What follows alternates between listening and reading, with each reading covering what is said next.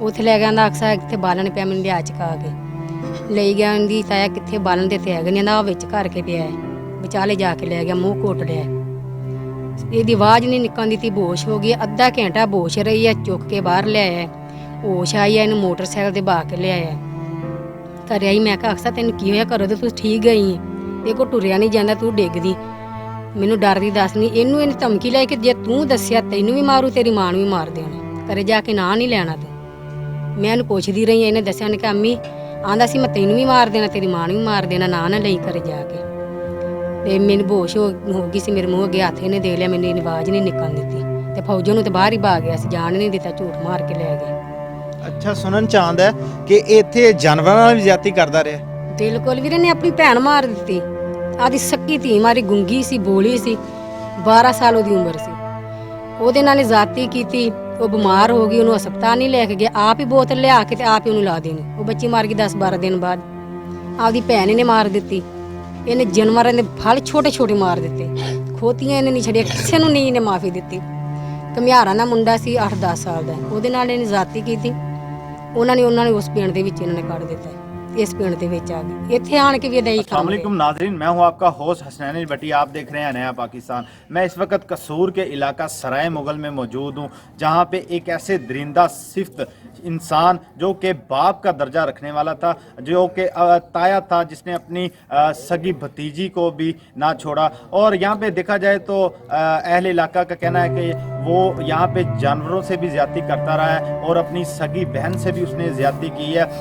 तो आइए चलते हैं उस अक्सा से मिलते हैं जिसके साथ ज़्यादती हुई है। सराय मुगल के इलाका में मैं इस वक्त उस बच्ची के साथ मौजूद हूँ जिसके साथ उसके ताया दरिंदा सिफ्त शख्स ने उसके साथ ज़्यादती की है। आइए उस बच्ची से जानते हैं ये वाक़या कैसे पेश आया। जी क्या नाम है आपका? और कैसे ये वाक़या पेश आया, कैसे आपका ताया आपको लेके गया था? घर से ले गया था लहसुन गोदने के लिए। वहाँ जाके लहसुन गोदा तो कहता हम पट्टे का है पट्टे ते कहता है थाना पलकनी और चुक लिया कुमार विचों ले गए तो उत्थे जाके मैं चीका मारी तो कहता चुप कर गंदी गंदियां गालां करदा सी। मैं वास्ते पांदी जो उन्हें नहीं छड्डिया। फिर असीं बाहर निकले, फिर मेरी शलवार पाउण वाली बड़ी तो कहता तोला उत्थे इन्हें धोआ ली। घर आई तो मैंने पूछा तो मैं दस दिता सी मैं धारण किता।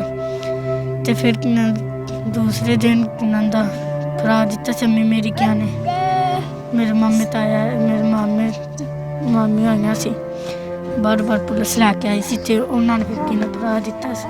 आपका सगा ताया था और पहले कभी उसने इस तरह आपके साथ कोई हरकत करने की कोशिश की थी? नहीं कभी नहीं की थी। कल ही लेके गया आपको?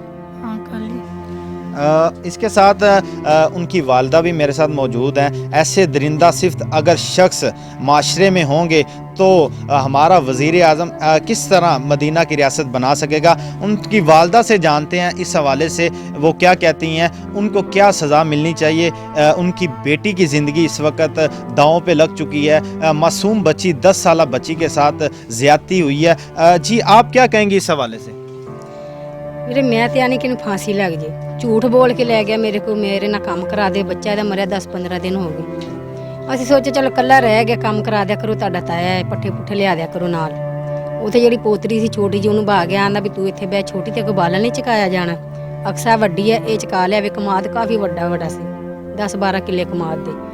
ਉੱਥੇ ਲੈ ਗਿਆ ਆਂਦਾ ਅਕਸਾ ਕਿੱਥੇ ਬਾਲਣ ਪਿਆ ਮੈਨੂੰ ਲਿਆ ਚਕਾ ਕੇ ਲਈ ਗਿਆ ਉਹਦੀ ਤਾਇਆ ਕਿੱਥੇ ਬਾਲਣ ਦੇ ਤੇ ਹੈਗੇ ਨਹੀਂ ਆਂਦਾ ਵਿੱਚ ਘਰ ਕੇ ਪਿਆ ਹੈ ਵਿਚਾਲੇ ਜਾ ਕੇ ਲੈ ਗਿਆ ਮੂੰਹ ਘੋਟ ਲਿਆ ਇਹਦੀ ਆਵਾਜ਼ ਨਹੀਂ ਨਿਕਲਦੀ ਤੀ ਬੋਸ਼ ਹੋ ਗਈ ਅੱਧਾ ਘੰਟਾ ਬੋਸ਼ ਰਹੀ ਹੈ ਚੁੱਕ ਕੇ ਬਾਹਰ ਲਿਆਇਆ ਹੋਸ਼ ਆਈ ਹੈ ਇਹਨੂੰ ਮੋਟਰਸਾਈਕਲ ਤੇ ਬਾ ਕੇ ਲਿਆਇਆ ਘਰੇ ਆਈ ਮੈਂ ਕਿਹਾ ਅਕਸਾ ਤੈਨੂੰ ਕੀ ਹੋਇਆ ਘਰੋਂ ਤੇ ਤੂੰ ਠੀਕ ਗਈ ਤੇ ਕੋ ਟੁਰਿਆ ਨਹੀਂ ਜਾਂਦਾ ਤੂੰ ਡਿੱਗਦੀ ਮੈਨੂੰ ਡਰਦੀ ਦੱਸ ਨਹੀਂ ਇਹਨੂੰ ਇਹਨੇ ਧਮਕੀ ਲੈ ਕੇ ਜੇ ਤੂੰ ਦੱਸਿਆ ਤੈਨੂੰ ਵੀ ਮਾਰੂ ਤੇਰੀ ਮਾਂ ਨੂੰ ਵੀ ਮਾਰ ਦੇਣਾ ਘਰੇ ਜਾ ਕੇ ਨਾ ਨਹੀਂ ਲੈਣਾ ਤੂੰ। ਮੈਂ ਇਹਨੂੰ ਪੁੱਛਦੀ ਰਹੀ ਇਹਨੇ ਦੱਸਿਆ ਨੇ ਕਿ ਅੰਮੀ ਆਂਦਾ ਸੀ ਮੈਂ ਤੈਨੂੰ ਵੀ ਮਾਰ ਦੇਣਾ ਤੇਰੀ ਮਾਂ ਨੂੰ ਵੀ ਮਾਰ ਦੇਣਾ ਨਾ ਲਈ ਘਰੇ ਜਾ ਕੇ। ਤੇ ਮੈਨੂੰ ਬੋਸ਼ ਹੋ ਗਈ ਸੀ ਮੇਰੇ ਮੂੰਹ ਅੱਗੇ ਹੱਥ ਇਹਨੇ ਦੇ ਲਿਆ ਮੈਨੂੰ ਇਹਦੀ ਆਵਾਜ਼ ਨਹੀਂ ਨਿਕਲਣ ਦਿੱਤੀ ਤੇ ਫੌਜੋਂ ਨੂੰ ਤੇ ਬਾਹਰ ਹੀ ਭਾ ਗਿਆ ਸੀ ਜਾਣ ਨਹੀਂ ਦਿੱਤਾ ਝੂਠ ਮਾਰ ਕੇ ਲੈ ਗਏ। ਅੱਛਾ ਸੁਣਨ ਚ ਆਉਂਦਾ ਹੈ ਕਿ ਇੱਥੇ ਜਾਨਵਰਾਂ ਨਾਲ ਵੀ ਜ਼ਿਆਦਤੀ ਕਰਦਾ ਰਿਹਾ। ਬਿਲਕੁਲ ਵੀਰੇ ਨੇ ਆਪਣੀ ਭੈਣ ਮਾਰ ਦਿੱਤੀ ਆਦੀ ਸੱਕੀ ਧੀ ਮਾਰੀ ਗੁੰਗੀ ਸੀ ਬੋਲੀ ਸੀ 12 ਸਾਲ ਉਹਦੀ ਉਮਰ ਸੀ ਉਹਦੇ ਨਾਲ ਜ਼ਾਤੀ ਕੀਤੀ ਉਹ ਬਿਮਾਰ ਹੋ ਗਈ ਉਹਨੂੰ ਹਸਪਤਾਲ ਨਹੀਂ ਲੈ ਕੇ ਗਿਆ ਆਪ ਹੀ ਬੋਤਲ ਲਿਆ ਕੇ ਤੇ ਆਪ ਹੀ ਉਹਨੂੰ ਲਾ ਦੇਣੀ ਉਹ ਬੱਚੀ ਮਰ ਗਈ 10-12 ਦਿਨ ਬਾਅਦ ਆਪਦੀ ਭੈਣ ਨੇ ਮਾਰ ਦਿੱਤੀ ਇਹਨੇ ਜਾਨਵਰਾਂ ਦੇ ਫਲ ਛੋਟੇ ਛੋਟੇ ਮਾਰ ਦਿੱਤੇ, ਖੋਤੀਆਂ ਇਹਨੇ ਨਹੀਂ ਛੱਡਿਆ, ਕਿਸੇ ਨੂੰ ਨਹੀਂ ਇਹਨੇ ਮਾਫੀ ਦਿੱਤੀ। ਘੁਮਿਆਰਾਂ ਦਾ ਮੁੰਡਾ ਸੀ 8-10 ਸਾਲ ਦਾ, ਉਹਦੇ ਨਾਲ ਇਹਨੇ ਜ਼ਾਤੀ ਕੀਤੀ।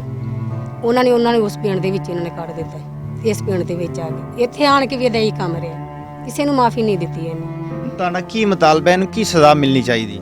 ਸਾਡਾ ਤੇ ਇਹ ਆ ਵੀਰੇ ਕਿ ਇਹ ਫਾਂਸੀ ਲੱਗ ਜਾਵੇ, ਘਰ ਨਾ ਆਵੇ, ਅਸੀਂ ਇਹਦੀ ਸ਼ਕਲ ਨਾ ਦੇਖੀਏ, ਮਰ ਜਾਵੇ ਉੱਥੇ। ਤੇ ਜੇ ਆ ਵੀ ਗਿਆ ਤੇ ਮੇਰੀ ਜ਼ਿੰਦਗੀ ਰਹੀ ਤੇ ਮੇਰੇ ਪੋਤੇ ਹੈਗੇ, ਇਨਸ਼ਾਅੱਲਾ ਤਾਲਾ ਇਹਨੂੰ ਮਾਰਨਗੇ, ਨਹੀਂ ਮਾਫ ਕਰਨਗੇ ਇਹਨੂੰ। जी देखा जाए इस वक्त वो मासूम बच्ची मेरे साथ मौजूद है जो इस वक्त बिलक रही है। आने वाली उसकी ज़िंदगी उस शख्स ने तबाह कर दी जी। और देखा जाए तो बाप का दर्जा रखने वाला इसका सगा ताया था। तो बेटा जब आपको लेके गया तब आपने उससे कहा नहीं कि मुझे कहाँ लेके जा रहे हो? मैंने कहा था हम कहाँ लेके जा रहे, कहता वहाँ से लकड़ी उठाने जा रहे हैं हम। तो मैंने कहा कहाँ से था, उसने मेरी बाँह पकड़ ली, उसने मेरी बाँह छोड़ी, वहाँ जाकर मेरे मुँह कोट लिया तो मैं चीखा मारने से तो उन्हें मैंने छड्डे नहीं और गंदियां गालां कर दी सी मां भैन जे।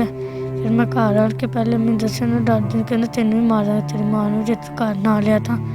मैं मां भी नहीं दस्या। तो बाद फौजी आई तो मैंने उन्होंने पूछा तो उन्हें आखा बाजी पता नहीं मैंने तो कहना आया ने कहना सी मैं दादा कहना सी हकीना दा उत्थे राम दा कि लकड़ियां चुक लगे। तो फिर कि मैंने पूछा फिर मैं दस दिता मैं तैने मैंने साथी कितनी गल कर दसी। और इसके साथ आप इस वक्त उस जो दरिंदा सिफ्त शख्स को क्या चाहती हैं, क्या उसे सज़ा मिलनी चाहिए? फांसी लग जाए, ना सरकार आवे, ना सी शक्ल भी नहीं। नाज़रीन आपने उनकी वालिदा और उस बच्ची की जो दाद सुनी, इसका उनका यही कहना है कि इसे सख्त से सख्त सज़ा दी जाए, उसे फांसी लगा दी जाए। क्योंकि रिश्ते में देखा जाए तो इनका सगा ताया लगता था और माशरे में ये जो दिन ब दिन आए दिन बढ़ते जा रहे हैं, ये वाक़यात बढ़ते जा रहे हैं। उनकी वजह ये है कि हमारे हुक्मरान इन दरिंदा सिफ्त शख्स को जो सज़ा नहीं दे पा रहे, उनको सरेआम सज़ा नहीं दे रहे, जिसकी वजह से आए रोज़ ऐसे वाक़यात में इजाफ़ा हो रहा है। और ये कसूर में पहला वाक़या नहीं, ये तकरीबन हज़ारों की सैकड़ों की तादाद में ऐसे वाक़यात पूरे पाकिस्तान में हो चुके हैं, लेकिन इनका अजाला नहीं हो चुका। जी।